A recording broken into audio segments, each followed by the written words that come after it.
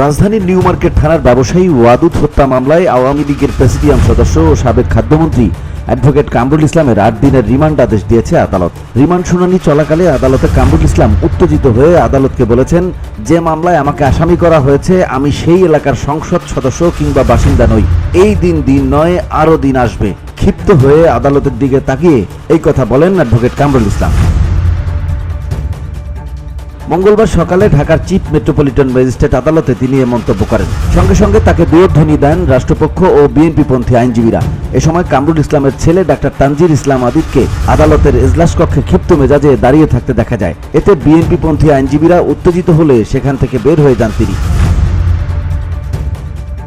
আদালতে শুনানি চলাকালে তার দাঁড়িয়ে এবং প্রভাব বিস্তারের মনোভাব প্রদর্শন করা নিয়ে নানা প্রশ্ন তুলছেন ক্ষুব্ধ আইনজীবীরা। এদিন সকালে কামরুল ইসলামের 10 দিনের রিমান্ড চেয়ে ঢাকার চিফ মেট্রোপলিটন ম্যাজিস্ট্রেট আদালতে হাজির করেন মামলার তদন্ত কর্মকর্তা জাহাঙ্গীর আরিফ। এরপর পুলিশের পক্ষ থেকে অভিযোগ উপস্থাপনের পর শুনানিতে আসামি পক্ষের আইনজীবী মোর্শেদ হোসেন শাহিন কামরুল ইসলামের মামলায় সম্পৃক্ত নন উল্লেখ করে জামিন আবেদন করেন। অন্যদিকে রাষ্ট্রপক্ষের আইনজীবী আজিজুল হক দিদার বলেন, সাবেক মন্ত্রী কামরুল ইসলাম ওয়াদুদ হত্যার সঙ্গে সরাসরি সম্পৃক্ত, কাজেই তার সর্বোচ্চ রিমান্ড মঞ্জুর করা হোক। VOD Bangla news desk.